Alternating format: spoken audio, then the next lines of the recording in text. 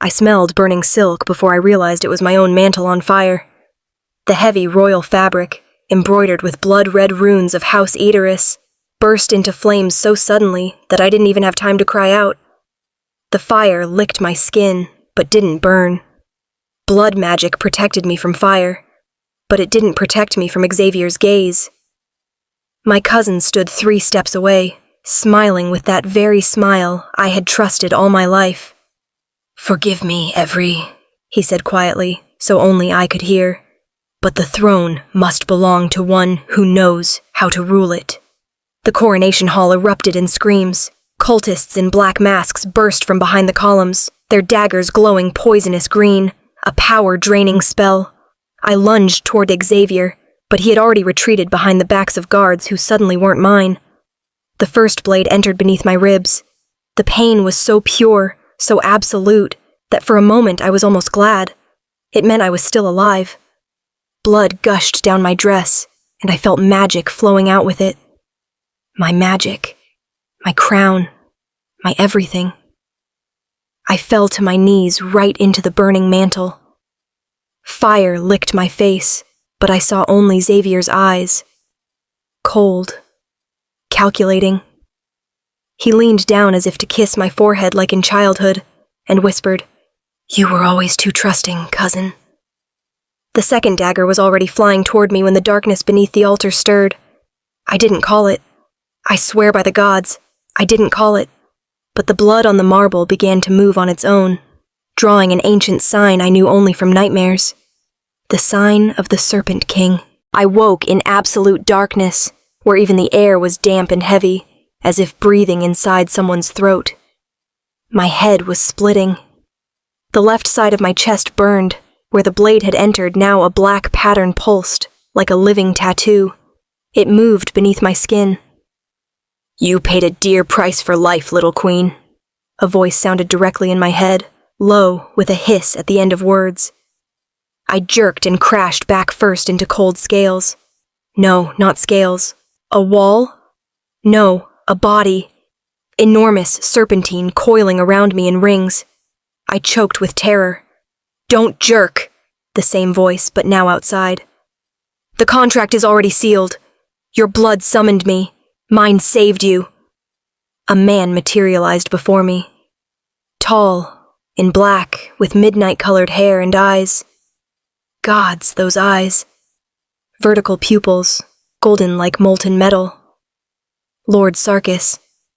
The very one whose name mothers forbade speaking aloud. He crouched down to be at my level. "You're mine now, Eurydice Eteris, bound by the blood seal. Try to flee, you'll die. Try to kill me, you'll die twice as painfully. Clear?" I swallowed. My throat ached from smoke.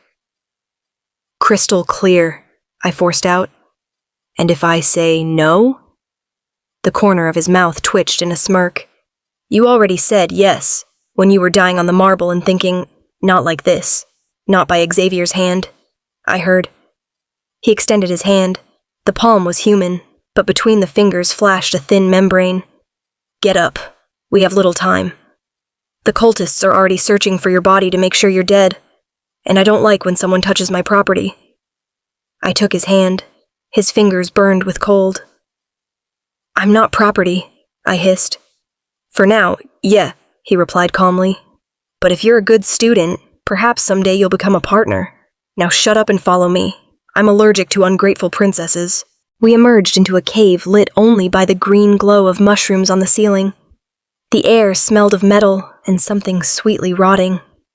Sarkis walked ahead without looking back. I hobbled after him, pressing my hand to the wound. The seal pulsed in rhythm with his steps. Every time he sped up, the pain intensified, forcing me to catch up. "Is this what, a leash?" I snapped when I nearly fell yet again. "It's a reminder," he threw back without turning, "that you're now part of me, and I'm part of you. The farther you are from me, the more it hurts. Get used to it." We stopped at a black lake. The water was so smooth it reflected the ceiling, as if there were a second sky, only upside down. "Undress," he said. I froze. "I beg your pardon?" He rolled his eyes. The movement looked strange on his serpentine face. The seal needs to be secured. The water here is my blood in pure form. If you don't immerse yourself completely, by morning you'll burn from the inside. I'm not joking. I looked at the lake, then at him. Turn around. I've seen naked women more interesting than you, princess. And believe me, your tits aren't my main goal today. My cheeks flared. I turned away myself and began pulling off the remains of my dress. The fabric stuck to my wounds. When I was finally left in just my shift, he snorted. The shift, too. The blood must touch skin. I looked at him over my shoulder with hatred. Are you enjoying this? A little, he answered honestly and smiled for the first time genuinely. Fangs gleamed. But believe me, if I wanted you, I would have taken you back there, on the altar while you were bleeding out, and I waited until you asked yourself. I stepped into the water. It was warm, too warm, and it enveloped like a living being. The seal on my chest flashed gold, and I felt something penetrating inside, not painfully, but intimately to the point of trembling. When I emerged, wet and shaking, he was already waiting with a piece of black cloth, obviously his shirt. Put it on. Your dress burned along with your illusions about your kind cousin. I pulled on the shirt. It smelled of him, cold metal and something wild. And what now? I asked, teeth chattering. Now you learn, he said, approaching closer.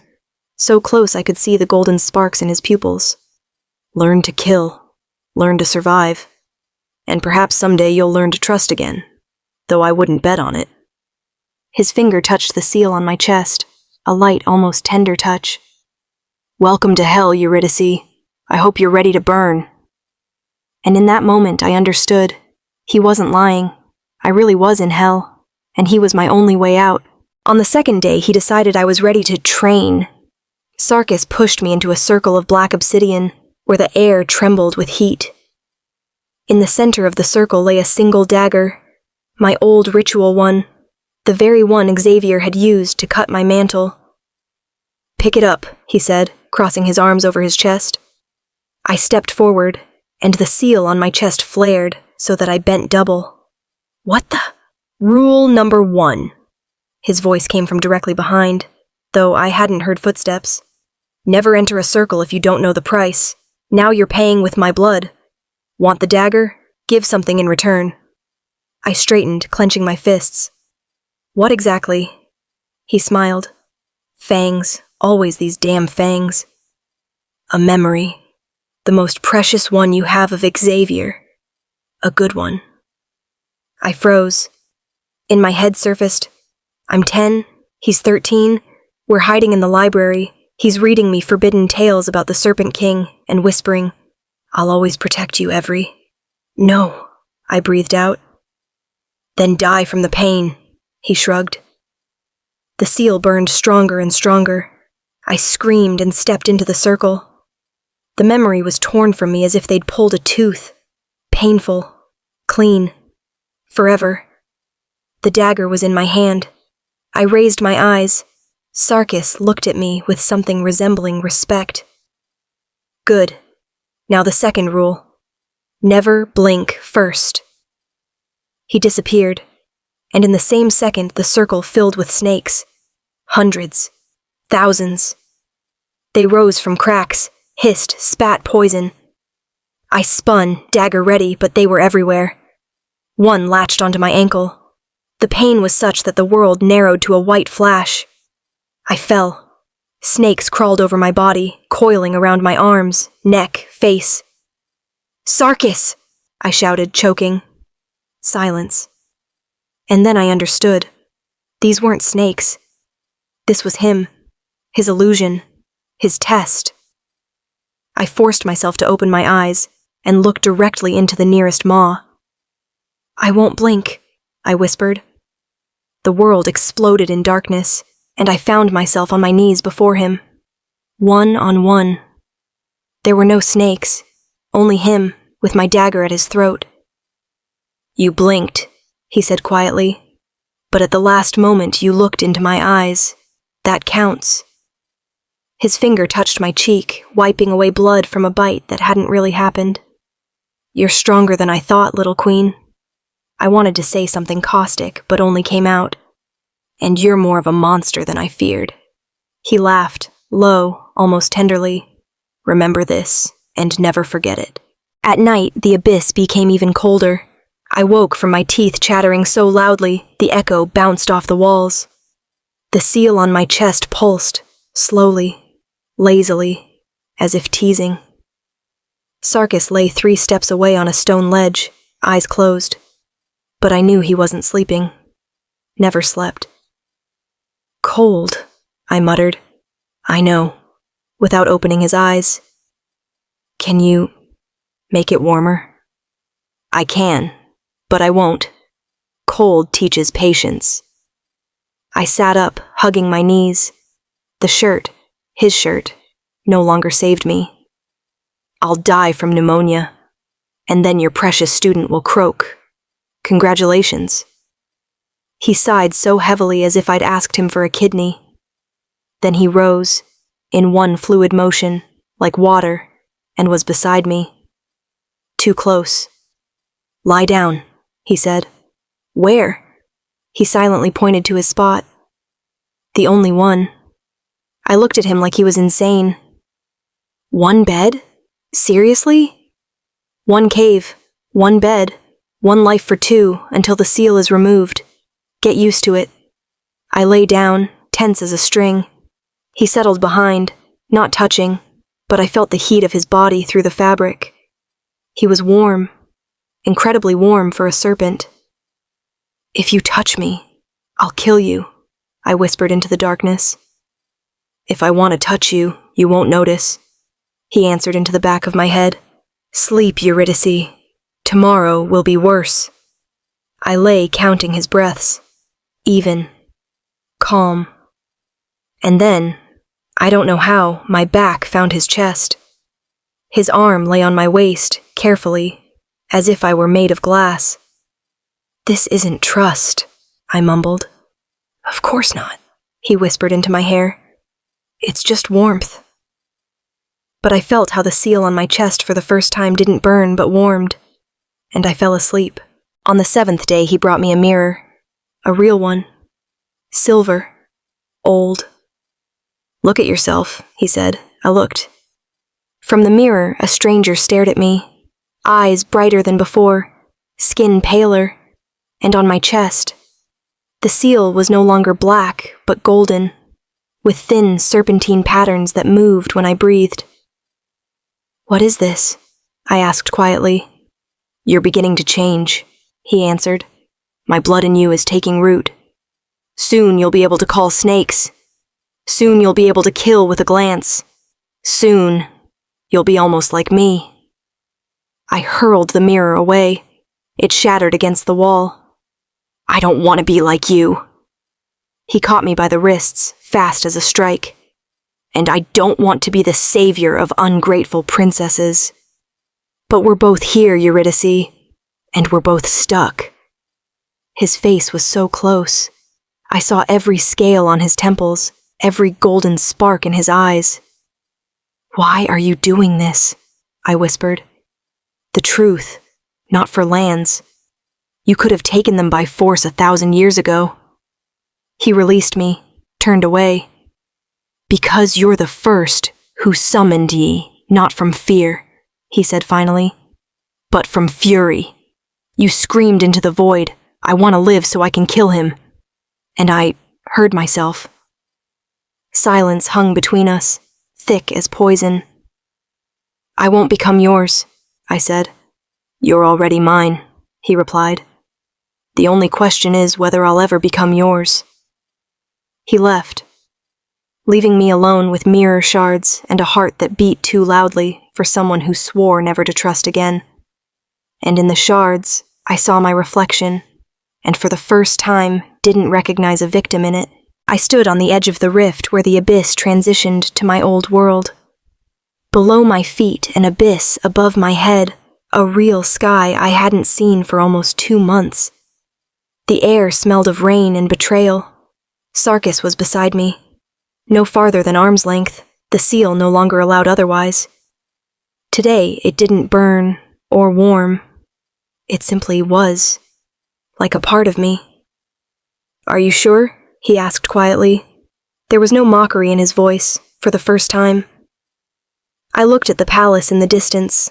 Flags with Xavier's coat of arms fluttered in the wind. "I was born sure," I answered. "I just forgot about it for a couple of years." He nodded, then did what I didn't expect. Took my hand and intertwined our fingers, skin to skin, without gloves, without armor. Just us.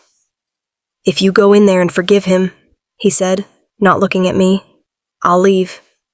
The seal will dissolve. You'll be free." I turned to him. "And if I go in and kill him?" Golden eyes finally met mine. "Then I'll stay. Forever." I squeezed his fingers harder. "Trust isn't weakness, Sarkis. It's a choice, and I choose you." He leaned down and kissed me, not as a teacher, not as a master, not as a monster, as an equal. His lips were warm, the taste, poison and honey simultaneously. I responded, clinging to him as if it were my last time breathing. Because perhaps it was. When we pulled apart, we were both trembling. "I love you," I said simply, without drama, without tears. "A fact." "I know," he answered with a crooked smirk.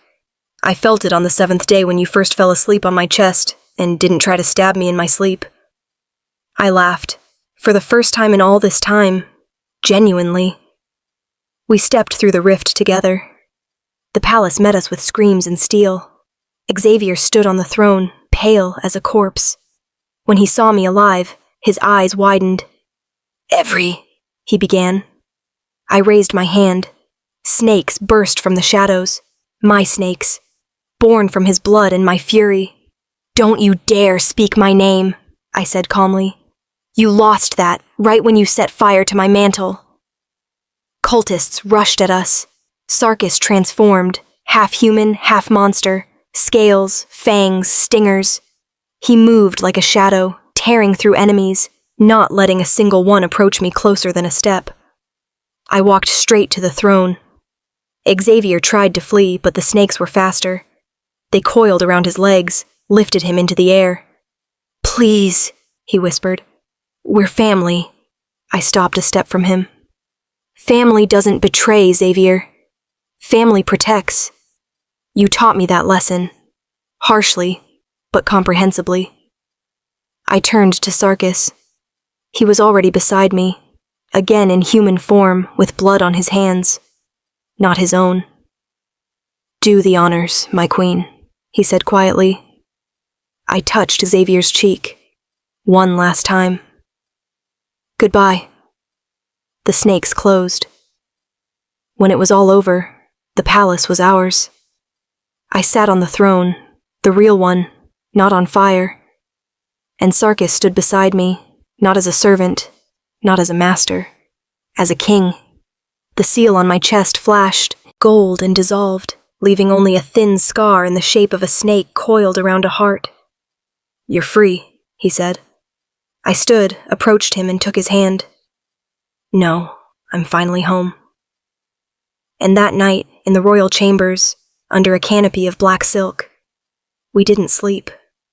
We loved each other, slowly, greedily, until our bones trembled, until screams that echoed through empty corridors. The night was full of fire, poison, and promises we would never break again. Trust turned out not to be weakness. It turned out to be a crown I put on myself, beside one who earned the right to stand with me shoulder to shoulder, and we ruled for a long time. Cruel to enemies, tender to each other, as befits a king and queen born from betrayal and blood.